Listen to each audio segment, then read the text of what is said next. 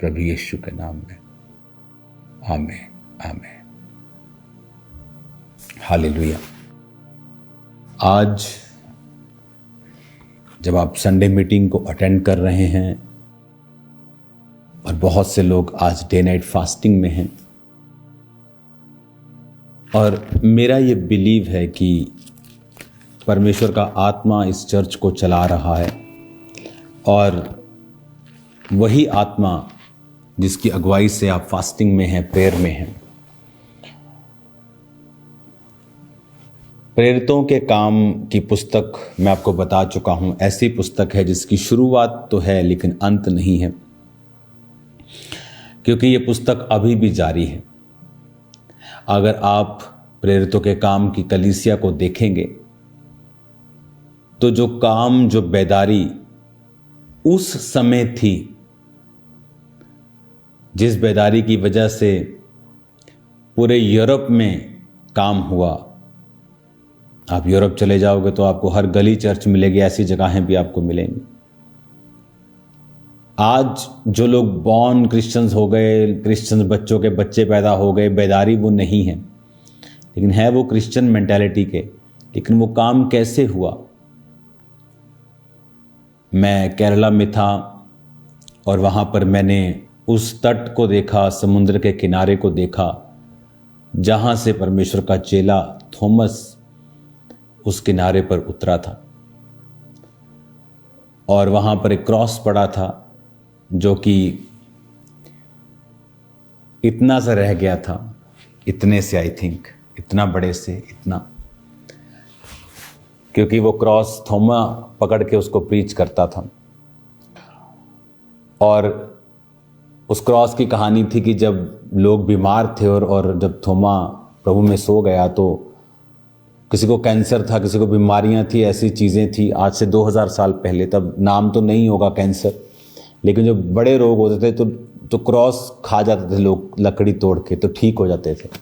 तो वो लोग खा के वो इतना सा रह गया, वो जो उन्होंने रखा हुआ है वहाँ पे थोमा का क्रॉस बना के।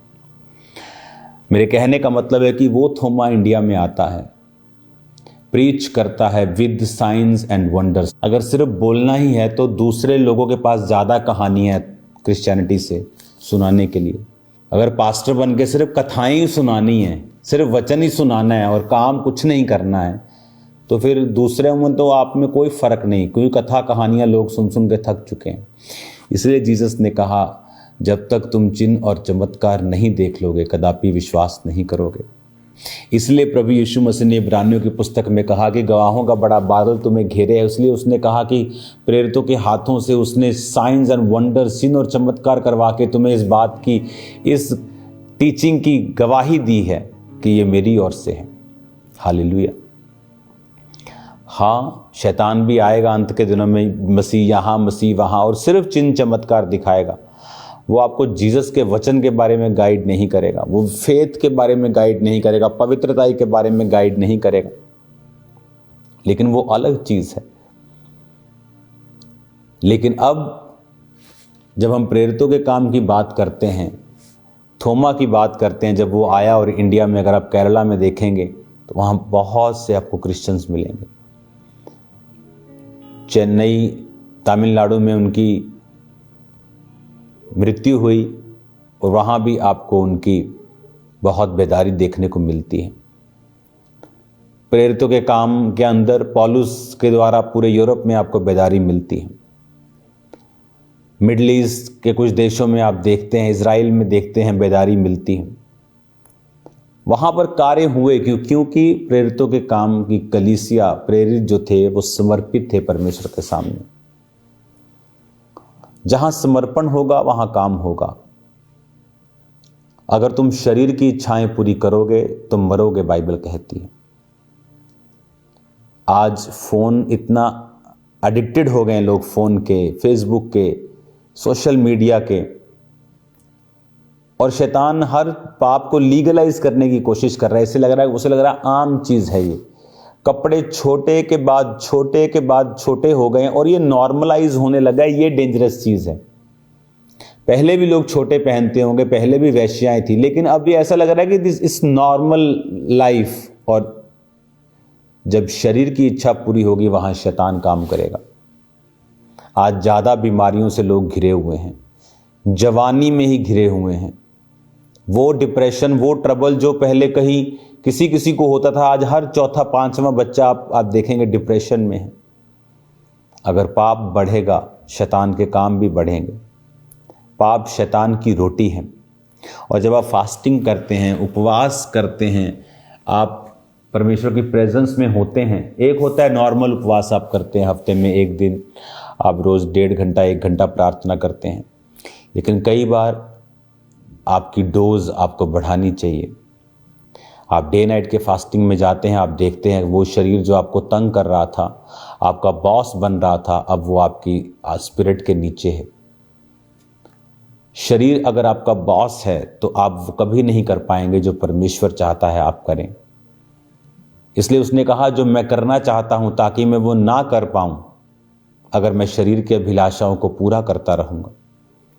इसलिए पौलुस ने कहा मैं अपने शरीर को मारता कूटता और वश में लाता हूं। किन्हों ने प्रचार किया, किन्हों के द्वारा काम हुए? पौलुस, उस पूरी स्टोरी पढ़ो, उसकी पूरी जिंदगी निकल गई शरीर को काबू करते, शरीर के कामों को पर फतह पाते हुए, और इसीलिए वो काम कर पाया। पतरस, याकूब, यूहन्ना, थॉमस अपनी जान की परवाह नहीं की और इंडिया में आके वो प्रीच करता है। प्रभु का देखो कितना बड़ा फजल है कि प्रभु का एक चेला 12 में से, देखो 200 के करीब देश हैं, तब 200 नहीं होंगे तो थोड़े कम होंगे, और देखो परमेश्वर का एक चेला इंडिया में आता है कि परमेश्वर को मालूम था कि आने वाले सालों में क्या होगा, किस प्रकार की बेदारी को लोग देखेंगे। आप जो देख रहे हैं ये सदियों में एक बार होता है, और आपको और कलीसिया को समर्पित रहना है। अपने आप कुछ नहीं होता। थोमा ने प्राइस पे किया है, पौलुस ने प्राइस पे किया है। प्रेरितों के काम में बेदारी क्यों थी? हर व्यक्ति समर्पित था। प्रेरित कहते थे कि हम और कोई काम नहीं करेंगे, प्रार्थना और वचन की सेवकाई करेंगे। लोग कुड़कुड़ाने लग गए, हमारी विधवाओं को खाना नहीं है, ये प्रॉब्लम आ रही है। कहते ठीक है, ये प्रॉब्लम ठीक है, हम लोग चुन लेंगे, और 7 लोगों को चुना जो खाने पानी का इंतजाम करेंगे। लेकिन कहते हम प्रार्थना और वचन की सेवकाई ही करेंगे। कितने डेडिकेटेड और फोकस्ड वो लोग थे। एक एक दिन में 5,000 बैप्टिज्म, 3,000 बैप्टिज्म। इमेजिन करो 3,000 बैप्टिज्म एक दिन में। हालेलुया। मेरी चर्च में होते हैं बैप्टिज्म 500, 600 एक दिन में। हालेलुया। आने वाले दिनों में एक सरप्राइज मैं आपको दूंगा, ग्रेट सरप्राइज दूंगा, ग्लोरियस। मैं बताऊंगा नहीं अभी, लेकिन फ्यूचर में दूंगा। तो आपको ये समझना है कि जितना आप डेडिकेटेड रहेंगे, जितना आप समर्पित रहेंगे, शरीर पर कब्जा करके रखेंगे, उतना ही अधिक आप प्रभावी होंगे अपनी कॉलिंग में, अपनी लाइफ में। प्रेरित जो प्रीच करने के लिए बुलाए गए, आपकी लाइफ में जो आपकी कॉलिंग होती है, कुछ पास्टर कॉलिंग है, हर बंदा प्रीच करेगा, ये कॉलिंग है, यीशु के बारे में बताएगा। लेकिन आपकी लाइफ के दूसरे काम भी हैं, उनमें भी परमेश्वर आपको प्रभावशाली बनाता है, इफेक्टिव बनाता है, बचा के रखता है, सेफ रखता है, बुद्धि देता है, गाइड करता है, आपकी आईज ओपन रखता है, सही लोगों को आपकी लाइफ में एंटर होने देता है, रॉन्ग चीज़ें आपकी लाइफ में नहीं आती, एक्सीडेंट से वो बचा के रखता है। बड़ी चीज़ें, बड़ी बरकतें, बड़ी ग्रेस आपकी लाइफ के ऊपर रहती है जब आप एक समर्पित जीवन जीते हैं। जब तक आप समर्पित नहीं होते तब तक कुछ नहीं होता। पौलुस प्रेरित इतने सामर्थी और इतने समर्पित थे कि प्रार्थना करनी शहर के बाहर, प्रार्थना करने का एक स्थान था, फास्टिंग मेजर स्थान था उनकी लाइफ में, समर्पित लाइफ थी। शादी करने की कोशिश नहीं की अगर वो कुंवारे थे। उसने कहा अगर पत्नी है तो पत्नी को से अलग होने का प्रयत्न मत कर, पत्नी नहीं तो पत्नी की खोज ना कर, कुछ है तो सोच, ठीक है, कुछ नहीं है तो चिंता मत कर। यानी अपना सारा, वो इतना समर्पित उनका जीवन था जिसकी वजह से इफेक्ट बहुत बड़ा था उनकी लाइफ का उनके आसपास। आज जब आप समर्पित जीवन जीते हैं, जयवंत जीवन कैसे आप जीते हैं? आप प्रार्थना करते, उपवास करते, उपवास से आपकी स्पिरिट ओपन होती है, आपको क्लैरिटी होती है लाइफ में, विजन की, दर्शन की, परमेश्वर की बातों की, आत्मा में आपको क्लैरिटी मिलती है। जब आप उपवास रखते हैं, परमेश्वर बड़े काम करने लगता है आपकी लाइफ में। तब आप देखते हैं कि परमेश्वर कुछ अलग कर रहा है मेरी लाइफ में। अब कुछ ऐसा हो रहा है जो पहले मैंने कभी नहीं देखा, कभी नहीं समझा, क्योंकि वो चीज़ें अब आप समझ पा रहे हैं जो पहले नहीं, शरीर में नहीं समझ पाते थे। इस फास्टिंग, इस प्रेयर को इवेंट मत बनाओ कि हाँ हमने किया था 2024 में, पापा ने बोला था, हमने किया था। इसको अपनी ज़िंदगी का हिस्सा बनाओ। हर 1-2 हफ्ते के बाद 3 दिन रात के रोज़े आप रख सकते हो, हर 2 हफ्ते में रख सकते हो।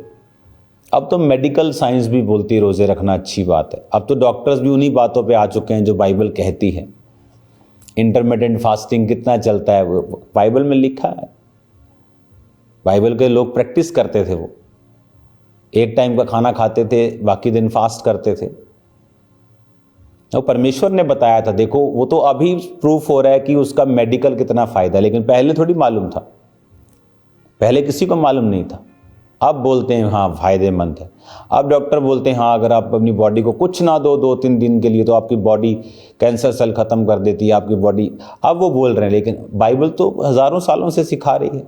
एस्तर ने कहा 3 दिन रात कुछ खाना ना पीना ना प्रार्थना करना, परमेश्वर के सामने जाती है, प्रार्थना करती है। तीसरे दिन राजे को नींद नहीं आती। क्या हो गया, राजे को नींद क्यों नहीं? राजा कौन सा उसने को कर्जा देना कि राजे को नींद नहीं आएगी? और उसी दिन क्यों नहीं आएगी तीसरे दिन? क्योंकि उसने रोज़ा रखा था। जब वो पूछवाया कि यार नींद नहीं आ रही, बुक्स पढ़ो, इतिहास की बुक्स में लिखा था कि तेरी जान बचाने वाले ये लोग हैं।